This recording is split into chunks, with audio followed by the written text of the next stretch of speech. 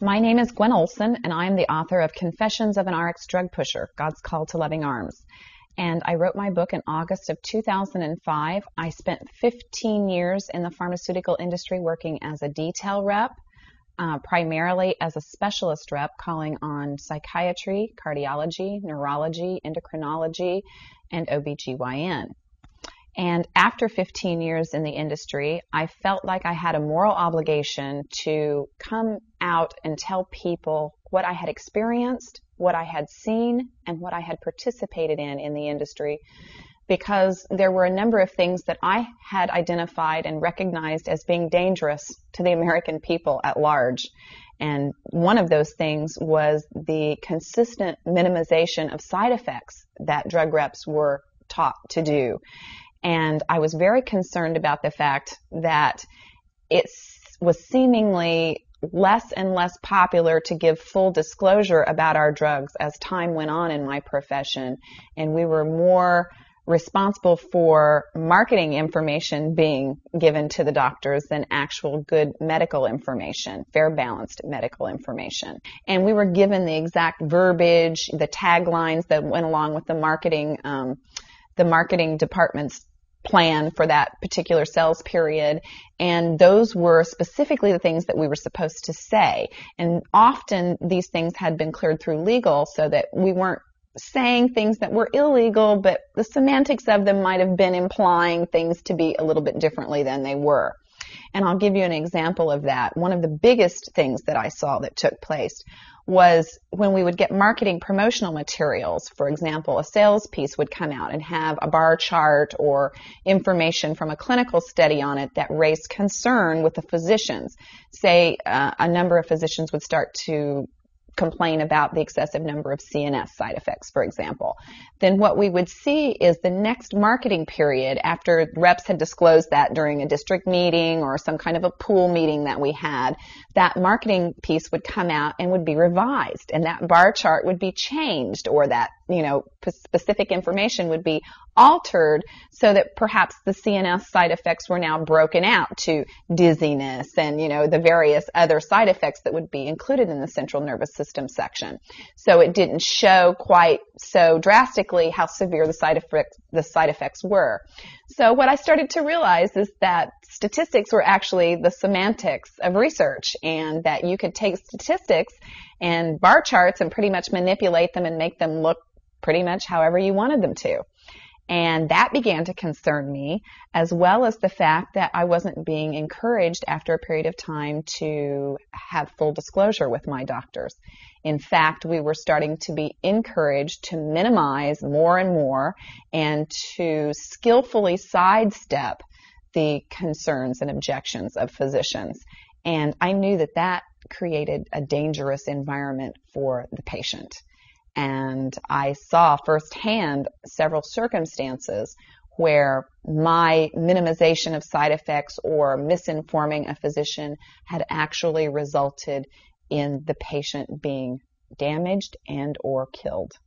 And so I decided that there was something very, very wrong with the way that drugs were being approved and marketed, and the FDA was no longer serving the position for the people that they were supposed to serve, to protect our interests and to make sure that dangerous drugs were not being released onto the marketplace. And in fact, they became the buds of the pharmaceutical industry. I heard on more than one occasion people refer to our friends in the FDA or our people in the FDA, when in fact prior to that period of time the FDA in no way, shape, or form had friends of ours in the pharmaceutical industry.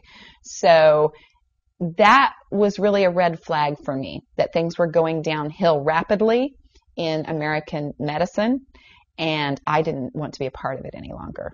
Initially, during my tenure in the pharmaceutical industry, I sold psychiatric drugs in the mental institutions, the MHMR clinics, psychiatric emergency rooms of hospitals. And while I was selling psychiatric drugs, I really got an education about the fact that many of the manifestations that I had seen in terms of behavioral things, such as pill rolling and the shuffling gait and the jaw and lip smacking that you often would see patients in mental institutions exhibiting, that these were not manifestations of their psychiatric illnesses. These were actually manifestations of their psychiatric drugs. And then I started to realize that there was something called the revolving door syndrome. This is what I was educated on by McNeil Pharmaceutical, actually, when I sold Haldol, that there's something known as the revolving door syndrome. And what that means is that patients who are hospitalized continue to come back repeatedly.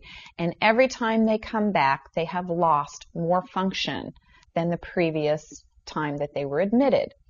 So I started to put one and one together and started to look at the side effects that people were exhibiting from these drugs and realized that these were actually brain-damaging therapeutics, and that we weren't talking about this aspect of the drug with the doctor. We weren't talking about this aspect of these drugs with the general population. Who was discussing these things were the doctors in the mortality and morbidity conferences. When I was supposed to be the fly on the wall, standing there with the food that I was delivering for the doctors, I was also listening to the cases that they were talking about. And I started to realize that these were seriously brain-damaging therapeutics. The doctors would comment about it. The doctors were also, and their staffs were also often very concerned about patients who exhibited reactions to these drugs because they could in fact become violent and pose a threat to both the other patients and the staff. And so, knowing that these things weren't being disclosed to people in the general public, I started to wonder what the motivation was behind keeping this information from people. Why would they not let people know the full disclosure about the drugs? Because I knew that if someone was actually crazy and they got relief from a drug, it only made common sense that they would want to take the drug and that they would feel normal again and they would be stabilized. And in fact, it was proven by, the various experiences that I had that the reason that people didn't want to take their drugs was because they were in fact not getting relief. They were getting more severe symptoms and having more exacerbation of mental illness when they were on the drugs than they were when they were off the drugs. So I started to question. There were a group of people that were out rallying one time in front of one of the buildings that we were approaching, and my district manager says, "Oh, that's just a bunch of Scientologists. They're, all those crazy people. They belong to a cult. They're all anti-psychiatric drugs. In fact, anytime anybody isn't for psychiatric drugs, if you just label them a Scientologist, that'll discredit them because everybody knows they're crazy." So that kind of became my, little tagline for anybody that spoke out against psychiatric drugs, because I knew then that you could label them as a Scientologist and people didn't know anything about Scientology, but they'd already gotten a bad rap because the pharmaceutical industry was promoting that they were a cult that was basically just out to destroy the psychiatric industry. Another aspect of the pharmaceutical sales reps training that I don't think a lot of people are aware of is how professional that they are trained as sales reps. In fact, I was trained when I worked for Bristol Myers Squibb how to profile physicians based on their personality types so that you would know how to be most influential with a doctor and how to get them to prescribe your drugs. And that was like you would profile a doctor as either being an analytical or they were a driver. But that specifically was the way that we were supposed to approach the doctor. If you knew if he was an analytical, then you were supposed to approach him with a research study, because they were people that liked numbers and people that wanted, that type of information. And if they were an amiable, then you knew that that was the kind of person that you could basically just get to do anything that you wanted them to do, because they were just people pleasers and they wanted to make you happy. And so you could pretty much lean on those people as opinion leaders if you wanted them to promote drugs off-label for you with other practices or with other physicians. And then, of course, there were the drivers, which were the doctors who were in charge, and therefore you had to take the back seat, let them think that they were leading the conversation and that you weren't teaching them anything. You were, in fact, just talking to them.